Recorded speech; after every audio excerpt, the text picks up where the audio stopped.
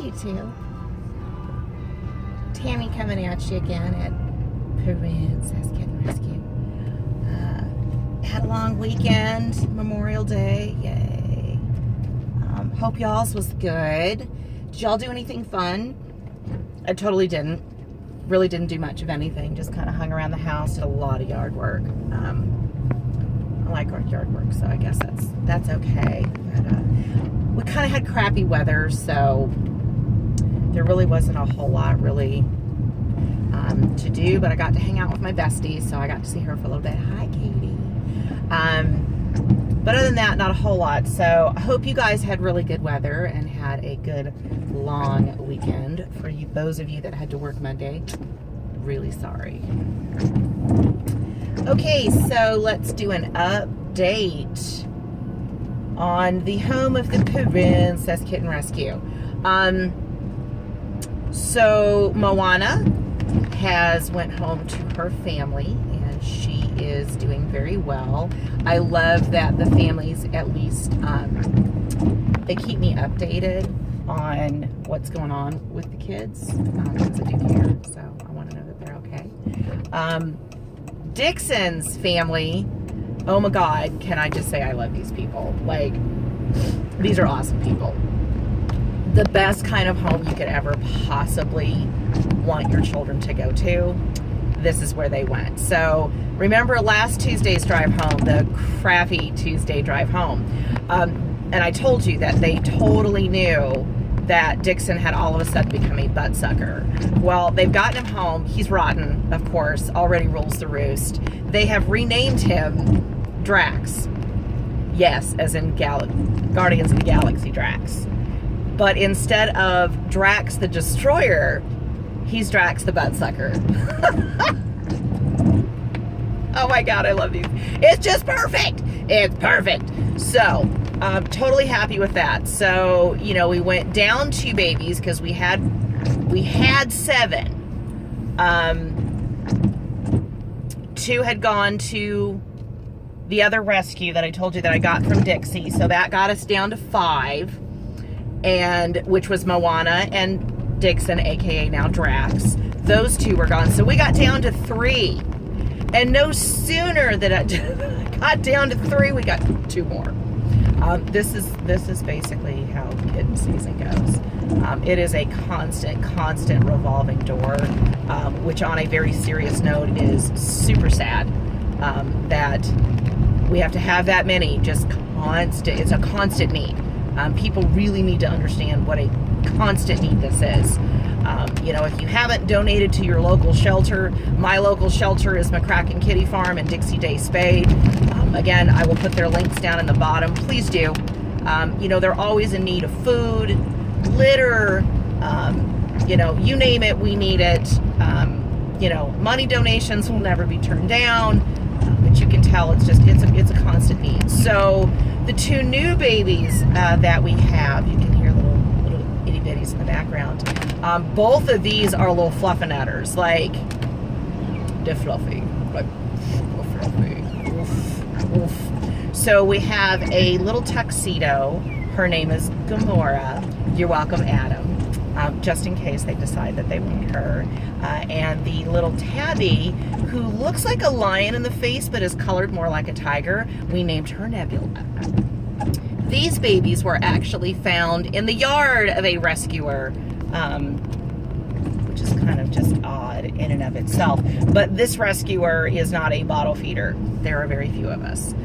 So Lisa contacted me and got me the 2 babies. We have no idea the background other than they were found in her yard.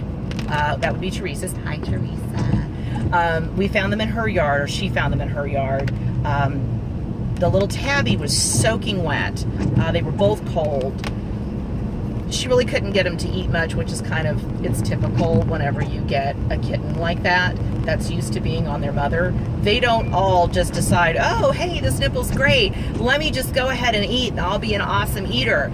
It's a rarity that happens. Usually they struggle and they fight. And they don't want anything to do with it, and they don't want the nipple, and they don't want the milk, and it's a struggle.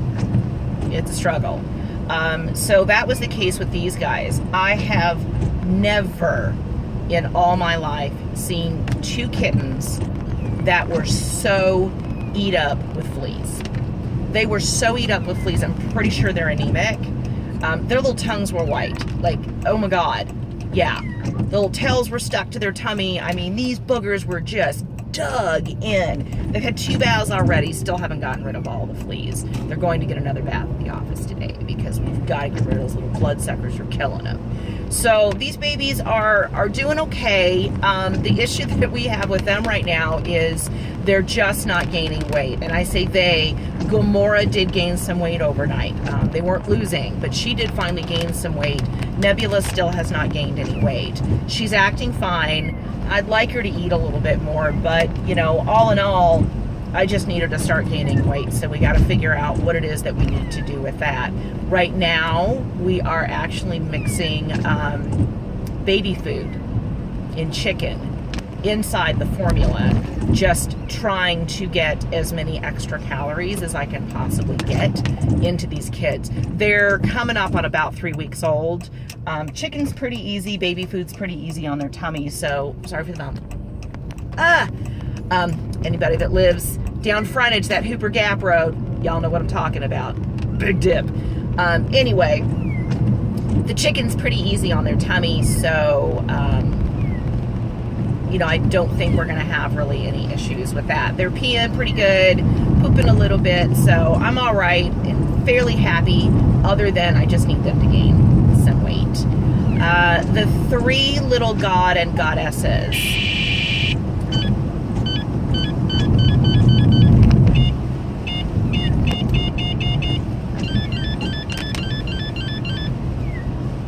That would be my radar detector so that Popo don't get me. They still get me with this if I don't watch it. You can hear one of the babies in the background. That sounds like Isis. She's not happy to be in the cage at all. They've been out for 3 days. So update on those kids. Bast basically had come down. Remember, she was my gurgly baby. Tuesday we took her to the surprise trip to the vet. Everybody agreed it was in her throat. They didn't want to give her any anti-inflammatories, and we had some different things to do as far as her eating went. So we did all those things. By Friday, that child was really, really, really struggling to breathe. I mean, it was just really hard and really fast. You're okay, baby. You're okay. I know. It's all right, monkey. It'd be okay. So I phoned in the vet Friday while I was at work and said, look, is there not something else that we can do for this kid? She is really, really, really struggling. I was really getting concerned. So they had me come by and pick up some anti-inflammatories to give her. Gave me 3 syringes basically for that. So I gave her one when I got her. You know, we had kind of a long night, Friday night. Saturday, we're just not improving. I mean, we've been on the Clavamox for over a week at this point, and we're just not getting anywhere. And when I pick her up, I can feel in her ribs, I can feel it gurgle in her ribs. So I knew it was no longer in her throat. And we had a long weekend. So my vet in Cleveland, I do have 2 vets. Yes, I'm special. My vet in Cleveland, hi Sally, thank you. She's feeling much better. I took her to the vet. They were able to basically squeeze her in. It was amazingly busy that day. And sure enough, it had turned into what's called aspirational pneumonia. For anybody that doesn't know what that is, or you're kind of new into rescue, it's really easy for kittens to aspirate. They can aspirate while they're eating. They can aspirate when they're done eating. In her case, you know, it was a higher likelihood for it to happen because we had milk that was basically staying in her throat. So if it didn't go all the way down, it could be an hour later, and if she breathed in the right way, she would then aspirate. And sure enough, you get anything down into their lungs other than saline solution, and they're going to set up infection. So at this point, that's exactly what happened. Pretty sure that's exactly what it was. You always get differential diagnoses. In medicine, there never is a never or always. This is kind of how it goes. But we were all in agreement that we pretty much felt like it was aspirational pneumonia. It is not anybody's fault. For anybody out there that it happens to, unless you are feeding a kitten on their back, and then absolutely it's your fault, don't do that. It just happens. So basically she gave her a shot of steroid. She gave her a shot of something else, I forgot what it was, to basically help again with the inflammation, and kept her on the Clavamox at the standard 0.25. Also sent me home with a syringe to give her medication. It wasn't a steroid, it was the other one. I'm sorry, I forgot what it was. I'll try to figure it out and put it in the link below. The frustration with this basically comes down to is I hear a lot of times from rescuers that when they take the kids to the vet, well, I couldn't get any answers. I don't know what's going on. They didn't really tell me anything. To which I usually go, well, did you ask questions? They don't really know, I guess, a lot of times what questions to ask. They were popping around between whether or not this was feline herpes, or basically if it was upper respiratory infection. I know zero about feline herpes. So basically, herpes is a virus, and as you know, there really are no antivirals out there. There's nothing really that you can do per se. Hang on a second, I'm going to get on the interstate. Okay. There's nothing really that you can do for any virus. It really doesn't matter what it is. It's mostly supportive. Apparently there is a test for this that I did not know about until I spoke with my kitten guru. Hi, Maddie. To which Maddie had told me, well, did they test him? And I said, well, no, they didn't. I didn't know there was a test. I didn't know to ask. The only thing I asked was my common sense and kicked in and said, well, is there not some type of herpetic medication that we can put them on? They basically said no. My other vet also confirmed that. Again, it's really supportive. There's really not a whole lot that you can do, is support them until they can shed the virus. I'm going to assume that Bast has had such a hard time because she was the smallest. She's the one. I don't think that it was feline herpes. I do believe that it was upper respiratory, and again, which kind of worked out into pneumonia by the time it was basically all said and done. So the good news is she's responded very well to the treatment that we basically put her on Saturday. We are starting to clear up now. Her breathing is becoming more normal. She's definitely getting an appetite. She's starting to play. Oh, I'm so happy. I hate it. You know, the kittens are basically just like your children. Nobody's happy, you know, when their kids get sick. It's sad, we don't like it, we worry about them, and we just want them to feel better. You know, it's the same with the kittens. You know, I don't want them sick. I just want them to feel better. I want them to grow and be healthy and play and move on to a really happy home. So she's getting better. I don't want to jinx myself. She's definitely on the mend. You know what I mean? Like, this is Smart Water. My version of Smart Water, which would be iced coffee. And God, it's the smartest water I drink all day. Oh, so good. So they're all doing pretty good. We are getting close to those three fostering up, because remember, generally as a rule, I keep them until they're eating solid food.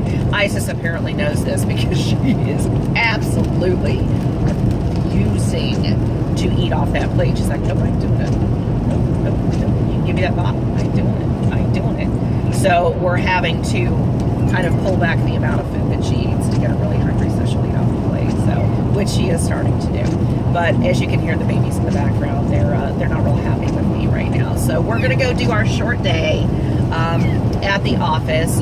If I can get a few minutes, I'll try to get you guys some footage of Gamora and Nebula, because oh my God, they're super cute. And I know I say that about every single baby that I get. Well, because I mean every single baby I get is super cute. Wait, you're pissed, aren't you? I'm sorry. Really, I'm sorry. Bless it. They're stuck in the bag. What's my crime? What'd I do? Let me out. Which we can't. Slumpy is my co-pilot. She's in the other seat next to me, of course. Okay, so I think that's probably about it. Jesus, I have made a 15-minute video. I'm sorry. It was a lot of updating, though. A lot of stuff happened, basically, over the weekend. So, I'll try to get some video of the new babies. I may get some video of me attempting to feed them. Again, I like to film struggles because